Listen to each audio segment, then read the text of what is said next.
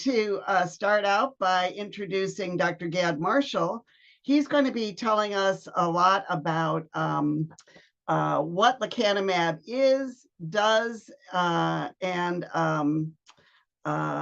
some of the risks associated with this new medication. Dr. Marshall is the Director of Clinical Trials at the Center for Alzheimer Research and Treatment. And so let me warmly welcome Dr. Gad Marshall. Thanks, Dr. Rentz. Thanks, everybody, for joining. Let's move on to the next slide. Okay, so here we have a short list of medications that were FDA approved for the treatment of Alzheimer's disease. And you can see that the first decade was busy, and then there's a gap of almost 2 decades before the more recent approvals. And the first 5 drugs on the list all work on chemicals in the brain that end up resulting in improvement in symptoms temporarily, and then kind of losing effect. And then the last 2 drugs, aducanumab and lecanemab, work on the pathology in the brain, amyloid in particular. And the very last drug, lecanemab, is the one we're going to focus on because it received full approval from the FDA and is now being used in a clinical setting. So let's move on to the next slide. So here in this little graphic, we kind of illustrate the difference between these approaches. So in the red line, we have the trajectory of Alzheimer's disease, where you have cognitive decline and decline in daily functioning over time. And in the dashed black line, we have an example of what we'd call symptomatic therapy, with one of those first 5 drugs, donepezil being the most commonly used one, where you have a modest improvement in symptoms temporarily, and then it tends to wear off. And at least from the trials that were done, that improvement is usually 6 or 12 months. So pretty brief, and then it wears off. The newer drugs try to modify the disease course, and so we're calling them disease-modifying therapy in the dotted line in black. And so that's what we're hoping to see, a significant slowing of decline, which at best will match almost just normal aging. And lecanemab is trying to do something like that. We'll go over the actual data for what we saw with this drug in the trials, but that's a difference where it does not cause improvement, but rather slows down the decline. Next slide, please. So how does lecanemab work? So as I mentioned, it targets amyloid. And what is amyloid? Amyloid is a protein that's found in the brains of Alzheimer's patients. And it has either soluble or insoluble forms, so it's either floating around or deposited. And what lecanemab does is it's an antibody that's generated in the lab against amyloid. So it's a form of passive vaccination. And what it targets is some of the forms of soluble floating amyloid, and it attaches to them and then removes them from the brain. Next slide. So here, this is just to illustrate a little bit of data from the phase 2 trial, so middle stage of testing of a drug, where they tested 5 different doses of the drug. And what they saw was, with the 2 highest doses, that there was, in the bottom panel, a significant removal of amyloid from the brain. And then in the top panel, we have 3 different clinical assessments, and really only the highest dose seemed to have some slowing of decline. And with this result, they moved on to a phase 3 trial, which we'll review in a moment. But while they were, right after they completed a phase 3 trial, the FDA actually granted this accelerated approval for this drug, lecanemab, where it could, be potentially given in a clinical setting, but not covered by insurance yet. And so that was a temporary measure, and of course we did move to full approval, which we'll discuss in a moment. So let's go on to the next slide. So the large phase 3 trial, which was really the trial that gave us the answer whether or not this is effective and safe and could be used in the clinic, was in nearly 1,800 participants. They had either mild cognitive impairment or mild dementia, so early stages of Alzheimer's disease with symptoms. And individuals were age 50 to 90. They had evidence of amyloid in their brain, either by measurement with a PET scan or measurement in the spinal fluid of the building blocks of amyloid. And they were given the drug lecanemab versus placebo, a 50-50 chance. And they used the highest dose from that prior trial, the one that seemed to work both with the clinical benefit and biologically. The trial was 18 months, and the drug is given as an infusion every 2 weeks, lasting 1 hour. And there's also a monitoring period after the infusion. Next slide, please. So here are the key results. So what we saw was that it robustly removed amyloid from the brain. By the first 6 months, 30% of the participants no longer had significant amyloid in their brain. By 18 months, 80% of the participants no longer had significant amyloid in their brain. So biologically, it was very active. And then, of course, importantly for the clinical benefit, what they saw in over 18 months, that it was modestly effective in slowing down the decline of cognitive and daily functioning difficulties by about 1/3, depending on which test we did. On average, it was about 1/3, ranging from 25 to 40%. Next slide, please.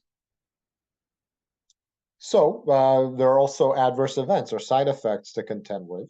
And the most common one was an infusion reaction. So about a quarter of the participants on drug versus a much lower rate, about 7% on placebo, had an infusion reaction, which happened within the first few hours to a couple of days after the infusion.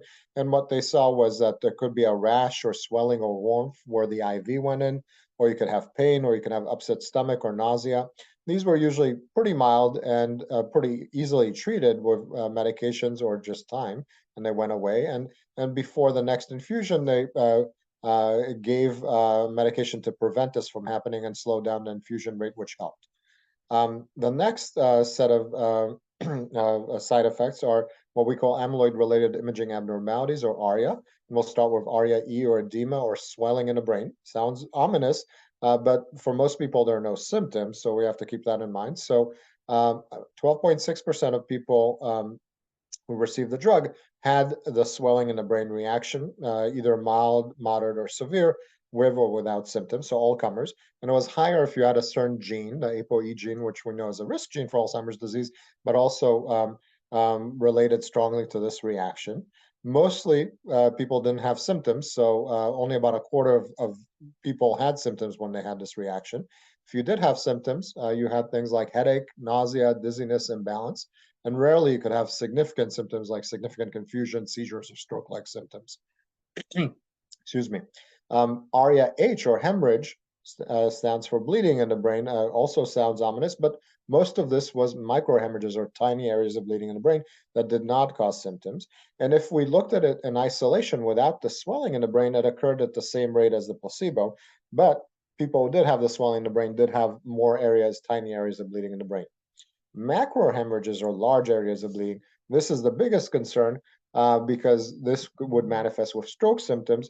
This happened rarely, so 0.6%, so almost one out of 200 people had this reaction if they received the drug. It was more common if the individual was on a blood thinner like warfarin or Eliquis at about 2.4%. Next slide.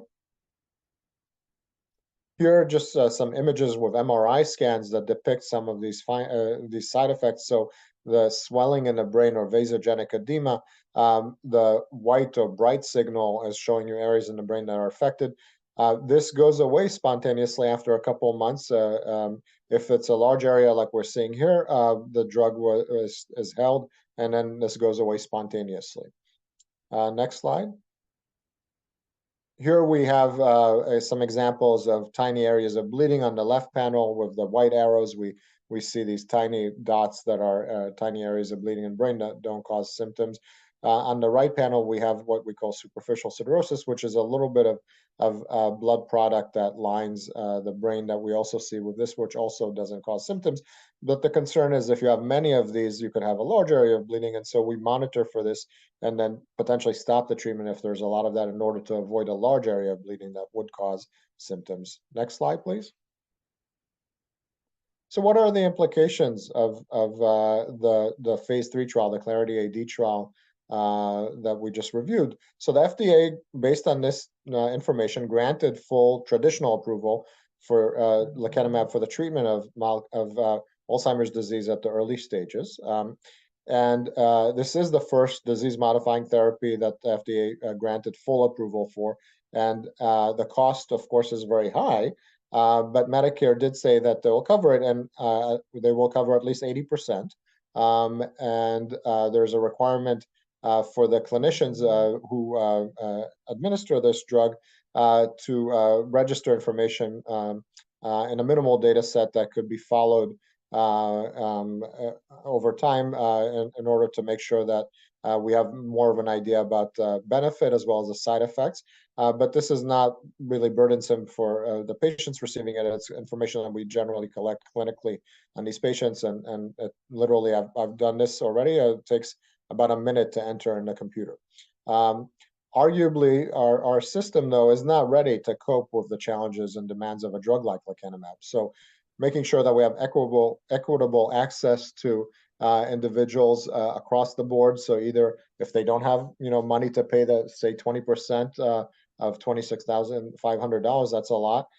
If they don't have access to medical care or early diagnosis. So these are issues that we have to work on. Determining amyloid status for eligibility. So last month, finally, Medicare said that they'll cover the amyloid PET scans after more than a decade that they've been FDA approved. So we have that. The spinal fluid has been covered for a long time, but is more invasive, requires specialists to perform the procedure. Doing the genetic testing, which I mentioned relates to a higher risk of those reactions in the brain. So we have to be able to do that and counsel the patients about that and their families. Doing infusions of this drug every 2 weeks, that's a lot, especially considering how many patients are at risk here for early stages of Alzheimer's.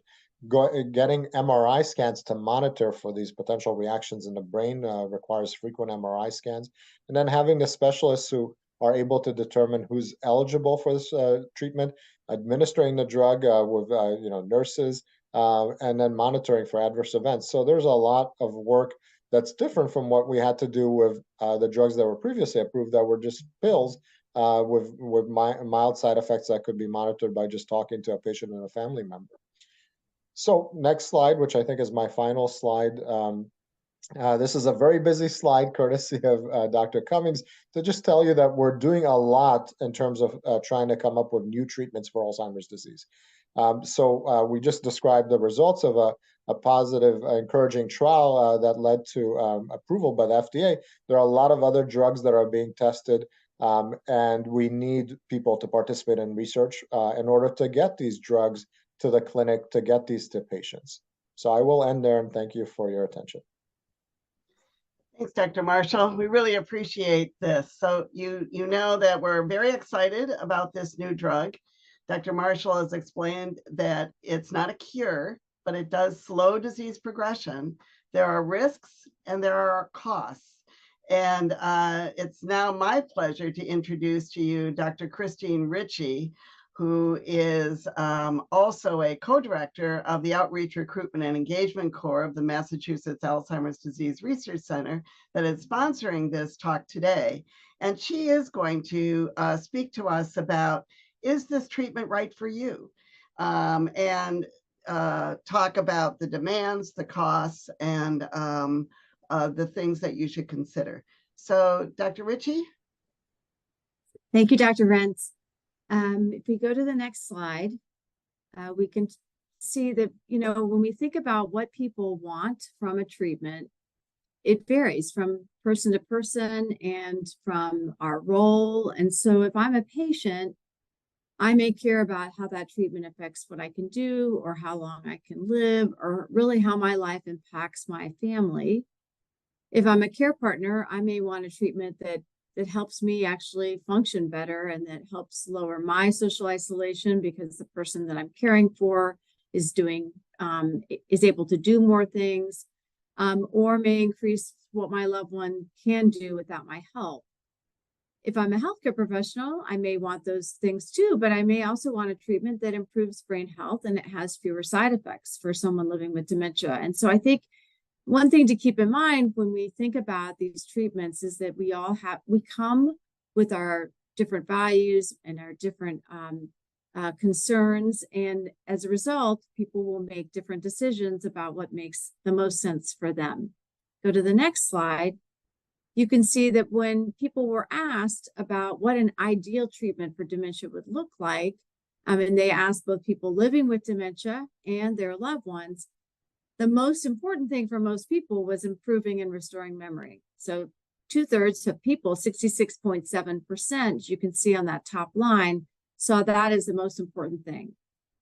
Second was either stopping the progression of Alzheimer's disease. And then third was slowing the progression of Alzheimer's disease. And as you've heard from Dr. Marshall today, what these new treatments so far have done is they don't stop Alzheimer's disease progression, but they do seem to appear to, in at least a subset of people, slow Alzheimer's disease progression. People also certainly cared about improving their function, their activities of daily living, their ability to remember family, and then a meaningful number of folks also wanted to remain independent and not a burden to others. If we go to the next slide, we can see what we learned from Lecanemab. Now, these tables can be a bit daunting, so let me just sort of go through them to explain a little bit about what they mean. If you look at the top two tables, you'll see that it says subject. That's actually the study participant. And those two tables are looking at a specific measure of quality of life. And if you see the green line, that is the line that represents Lecanemab. And you see the black line, that represents someone who is on placebo, not receiving Lecanemab. And you can see that in the one quality of life measure, there was a decline in quality of life, both for the person living with dementia on Lecanemab and the person living with dementia not on Lecanemab, but it was a much slower progression for that person who, or in terms of their reduction in quality of life for that person on Lecanemab. And if you look on the right side, you can see the same thing. Now, what's interesting is that when folks also looked and talked to the care partner, the study partner, what you see is sort of the same type of trend where there was still a reduction in overall or an increase in a sense of caregiver strain in both groups, the group who received Lecanemab and the group who didn't receive Lecanemab, but it was less in the group that did receive Lecanemab. And then you see another quality of life measure where you don't see quite as much of a difference on the right-hand side, the quality of life AD. So if you take all this together, these four tables together, what one would presume, or at least assume based on these first sets of finding, is that quality of life will decline over time for a person living with dementia and for their care partners. And it appears that that reduction is slowed with the use of Lecanemab. Next slide.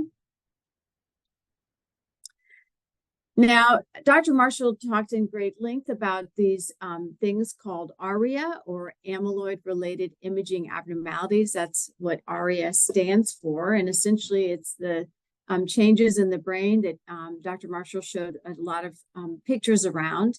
And there are two different kinds. One that's related to brain swelling, which is often called ARIA-E for edema.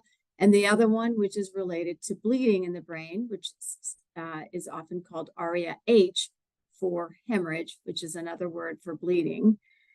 And one thing to keep in mind is while the overall percentage of ARIA changes in the brain is not inconsequential, and you saw those numbers in Dr. Marshall's presentation, of the people who actually have ARIA, only about 1 in 5 actually have symptoms, and about 1 in 100 have serious or severe symptoms. And you also heard from Dr. Marshall that about 1 in 200 have these severe findings on their brain, the macrohemorrhages that are more prone to lead to serious symptoms.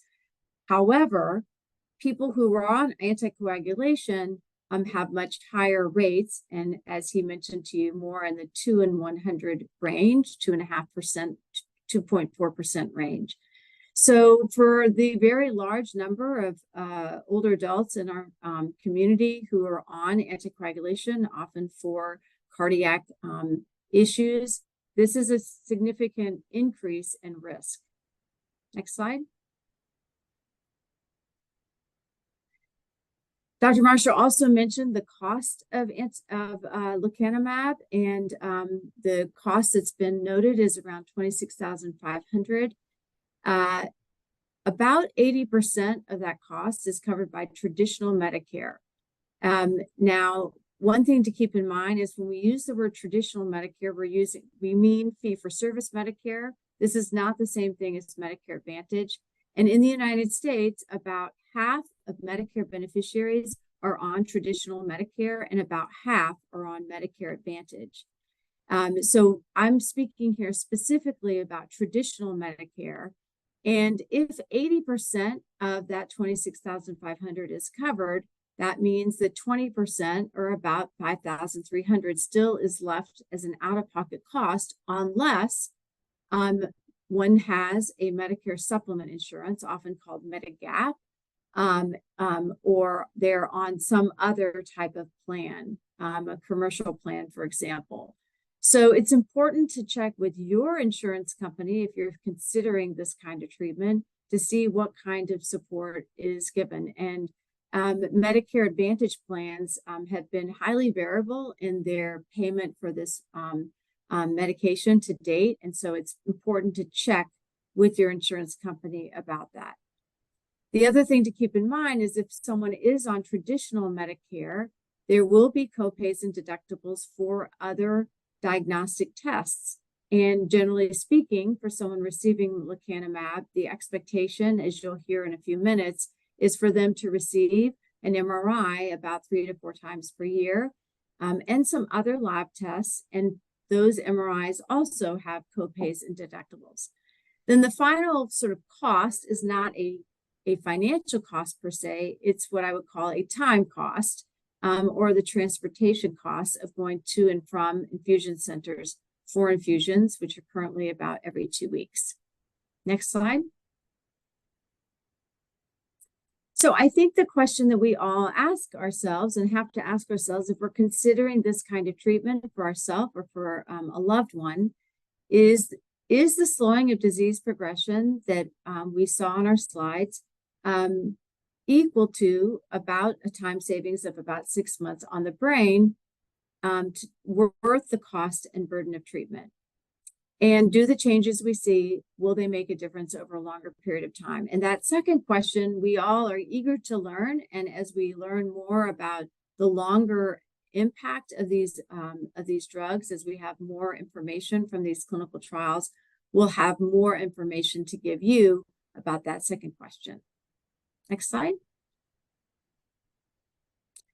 I want to turn it over now to Dr. Rentz because she is going to give you not only sort of a professional perspective, but her personal perspective as a family member, as she's been making these considerations personally. Dr. Rentz? Thank you, Dr. Ritchie. Yes, as Dr. Ritchie said, even though I've been a scientist studying Alzheimer's disease for over 30 years and working diligently toward finding a cure for this disease, my husband has early Alzheimer's disease, and we're, as a family, in the middle of this discussion ourselves. And I wanted to just bring up from a family perspective a few things that we're considering as a family that maybe might help you. So what expectations does the patient or family have for what the treatment will do?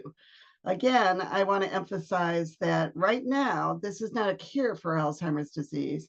But I can tell you, in talking with other families and other patients who have this disease, slowing the disease progression is important to people.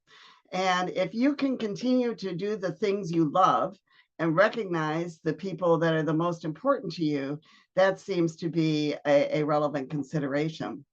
However, another very important thing is, do does the person really have risk factors that could increase their risk for bad side effects?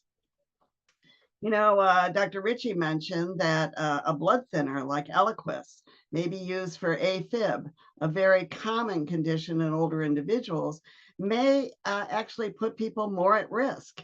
And I think that currently, when we hear from Dr. Erkinen and Dr. Dixon, that they may not be eligible for lecanemab at this point until more knowledge is known.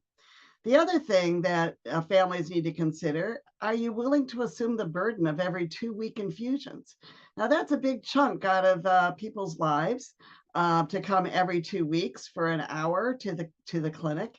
I think that in the future, we're going to be moving more toward home infusions, but right now it's a burden to actually come all the way to the hospital to get these infusions. And is the family willing to accept that burden?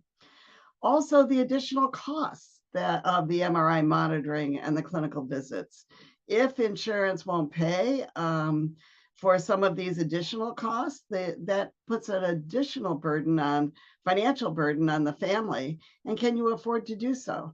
Hopefully in the future, I really hope that cost isn't going to become a factor so that everyone who wants to get this drug and who is eligible for it can have access to it, and that it isn't just based on finances.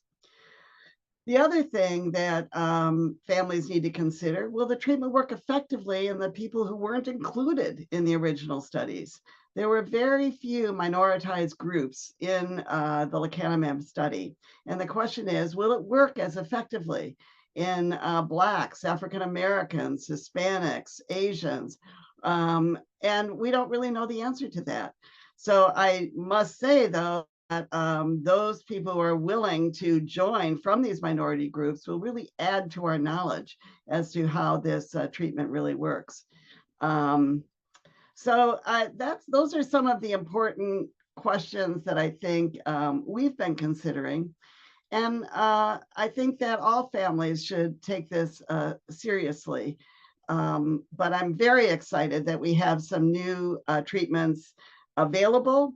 And I can reassure you that there are even additional treatments in the pipeline, as well as clinical trials that families should consider.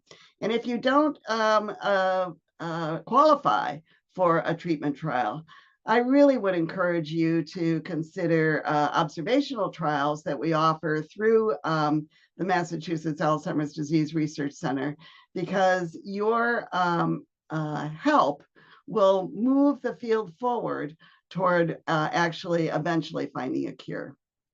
So now I want to move toward two other very distinguished doctors, Dr. Michael Erkinen and Dr. John Dixon, who have been instrumental in trying to find a way to bring this therapy into the Mass General Brigham.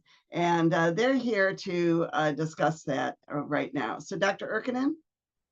Great. Thank you, Doreen. Well, what an exciting time to be in the field of Alzheimer's disease. You know, this is the first opportunity we've had ever to bring a disease-modifying therapy to our patients, and it's really changing our conversations in a positive way. So this is a very exciting moment.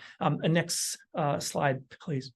So, you know, here's sort of the background and vision of this sort of, you're bringing all the science to our patients. So there's a lot of demand and need for this. You know, there's about 400 patients that we're currently seeing that would meet criteria for lecanemab, and we see about 600 patients that you may be eligible for this each year in the MGB on our teams.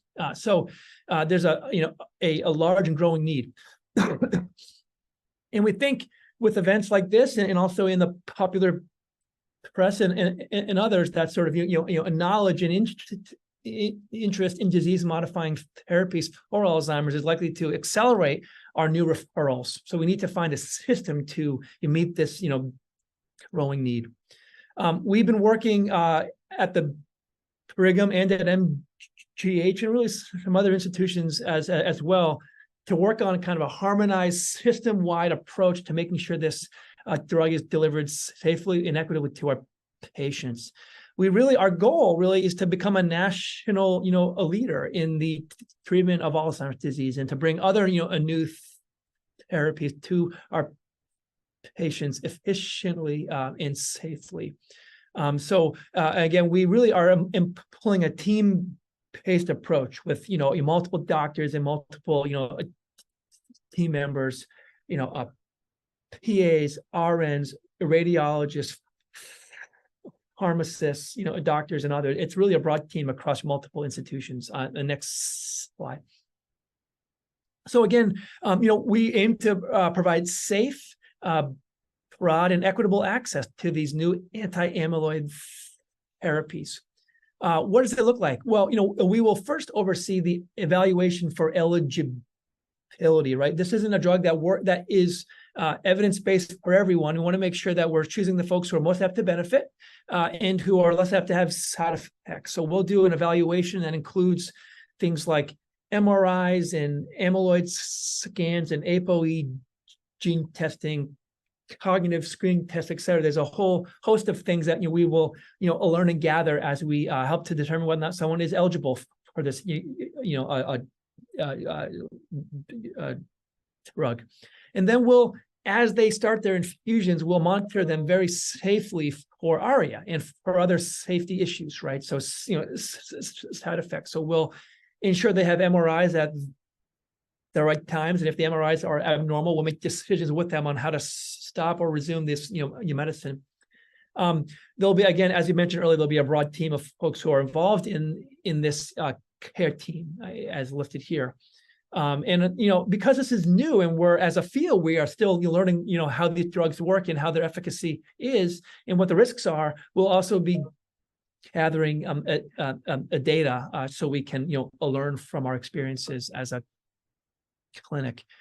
Importantly, because this is such an important, a medicine, we want to make sure the folks who are interested in having access to it can gain access.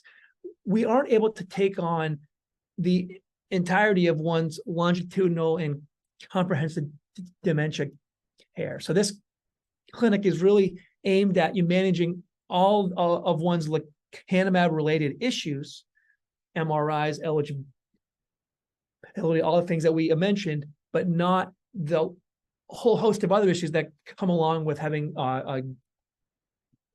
dementia. So referrals to things like social work, hooking up with community services and supports. And we have programs that we can refer to, but ultimately we won't be able to provide all of that in the Lecanemab specific clinic. So that will be with you and your other doctors. Next slide. So here's what it might, this is an overview of what it might look like, but sort of you can see where the up top, there's a purple line that says the baseline ATP visit. Before then, you'll need things like MRIs. You can see that underneath, spinal taps or amyloid scans, ApoE gene testing. And if you're eligible, then you get your first infusion and you'll be on the infusion for 18 months, at least 18 months, again, unless there's a side effect that would require us to stop it. In that process, you'll have a multiple MRIs, again, looking for ARIA. And if we see ARIA, again, that's the side effect of swelling and or bleeding that was mentioned earlier, you might even need further MRI imaging to make sure it resolves. You'll have periodic follow-up is to check in about symptoms and also to gather some, data so we can learn from these experiences. That's what it kind of looks like from a zoomed out perspective. I will now hand it over to John Dixon. Thanks, Dr. Erkinen. So I wanted to talk a little bit about some of the initial requirements. This is what is needed to help determine if patients meet the eligibility criteria. And there are some things that are done by a referring doctor, and then some things that will be done in the Alzheimer's Therapeutics program itself. In order to have a referral to this specialized treatment program, we do ask that patients have some evaluation that would be done by a doctor that they're already seeing, like a primary care doctor, a geriatrician, or a neurologist, a geriatric psychiatrist, who can take care of some of the initial steps, which are listed here, to do an assessment of cognitive function and to see if there is evidence of relatively mild cognitive symptoms, either mild cognitive impairment or mild dementia. Basically, this means that patients should not have any impact of cognitive dysfunction on their basic activities of daily living. This would be something like being able to bathe, get dressed by themselves, eat by themselves, go to the bathroom on their own. There's no evidence from the clinical studies about patients with more significant cognitive impairments to receive this medicine. So that's why this is an important part of the consideration. There's also going to be some brief cognitive screening that's done. These are usually short, often one-page tests of thinking and memory that can easily be done in a doctor's visit within a few minutes. And then patients need to have an MRI of the brain that's done within at least a year of the referral. And that's to help us make sure that there's no evidence of increased risk for some of the complications that Dr. Marshall was describing, where there are changes in the MRI. We also need to check blood tests to make sure that there are no increased risks for bleeding from that perspective or other metabolic changes that might impact treatment. One of the big concerns that we have about side effects is the risk for the areas of bleeding that can happen in the brain, which are called ARIA-H. And as a result of that concern, we are not going to be accepting patients who are on full-strength blood thinners. This would be something like warfarin, Eliquis, medications of that type that really thin the blood, often are used in the case of things like atrial fibrillation. However, it is okay to take other medications that thin the blood a little bit. For example, aspirin can be used in combination with lecanemab. And we're also asking that the referring provider who makes this initial referral have a follow-up plan, since we're no longer, we're not able to provide comprehensive longitudinal care for every aspect of dementia care. Once a patient has had this kind of initial workup, then they can be referred to the ATP, and there will be some additional testing that's needed that can be done in the ATP clinic itself. This would be testing for evidence of amyloid in the brain, and also the gene testing that's required to help determine the risk for some of the bleeding or swelling side effects. Next slide. So to give you a sense of where things stand now, the ATP clinics are now open at both Brigham and Women's Hospital and Massachusetts General Hospital, and the first infusions of lecanemab are beginning to happen this month. And there are going to be initially 3 locations that the infusions will happen. Those locations are Brigham and Women's Faulkner Hospital, Brigham and Women's Hospital, and Massachusetts General Hospital. For now, we're making sure that these infusions take place in a hospital setting, so that if there are any reactions to these new medicines, there could be close access to additional medical care as needed. As we begin to get more familiarity with these medicines and identifying people who may be at risk for some of the side effects, we may be able to move into other settings as well, closer to home or even home infusions. We consider the safety aspect to be very important, and we've developed very clear safety protocols that will help us monitor patients to make sure that we minimize the risk of developing the symptoms that can be seen on the MRI. And those include regular MRI scans on a certain schedule to make sure we're not missing anything, and also performing MRIs as needed if there are concerning symptoms. We've developed on-call pagers for both hospitals that are available 24/7 in case there are concerns about serious side effects. and we're working to educate doctors in many specialties who are going to be seeing patients that are being treated with this to help make sure that they can recognize serious side effects early. We're also thinking to the future about possibilities to make this better for patients, which would include home infusions. There are some testing underway for injections under the skin that's currently being investigated in a clinical study, and also eventually combination therapy with other medications that act in different ways that might have combined effect that may be beneficial. Next slide. And so we recognize that not all patients are eligible for lecanemab, and if patients are evaluated and found not to be eligible for some reason, there are some additional options, such as referral to the dementia experts at either the Brigham or at Mass General, and that is including a comprehensive evaluation and management of the condition that patients have. There are also a variety of research studies that even if you're not eligible for lecanemab, there may be other therapies that are being tested in studies that can potentially be considered depending on what your condition is like and what other medical issues you have. There are a range of disease severities that are being considered, including normal cognition for prevention studies, and potentially for patients who have more severe forms of dementia that are not eligible for lecanemab. And patients who have other diseases besides Alzheimer's disease may find some studies that are specifically for that other condition. We also have the ability to accept patients who are primarily English or Spanish speaking into these studies. And you can see the website there is a great place to find out more information about current studies that are available. And with that, I will turn it over to our next speaker, who can also share more about the research side of things. Thank you, Drs. Erkinen and Dixon. It's very exciting that we now have a clinic that will be available for treating patients with these new disease-modifying drugs. But now it's my privilege to invite Mr. Art Cantor. He actually has been in a clinical trial of a disease-modifying agent, and he's willing now to share his experiences as well. So, Art?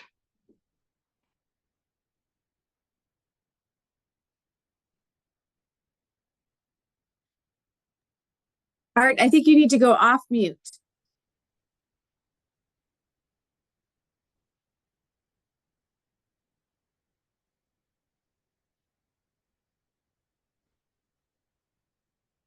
Doreen, I think we lost Art. I think he... Okay. Well, anyway. Oh, there he is. Okay, wonderful. Go ahead, Art. Share with us what your experience has been. Okay, I have participated in a clinical trial for Alzheimer's, but unfortunately, the med was effective in at least helping future research to at least help them better focus, on Alzheimer's. I'm fortunate to serve as a research ambassador for the Mass Alzheimer's Disease Research Center, where almost 40 clinical and observational trials are currently taking place. We research ambassadors have hosted today's timely program because of the importance of this issue. We're here to support patients and families, knowing that research has helped us to get to where we are today, and we continue to need research participants for our current and future trials to someday find a cure for Alzheimer's disease and related dementias. I appreciate your participating in today's program. Thank you. Thank you, Art, very much. And so now we have a lot of questions I see in the chat. We're going to stop recording so that you can freely ask your questions, but I'm also going to ask Lenore to monitor the chat and give us some questions as well. But please take 5 minutes to respond to our post-event survey. The link's going to be emailed to all our registrants. And we also want you to be aware that on our website, There is information for patients and caregivers. Visit us at madrick.org.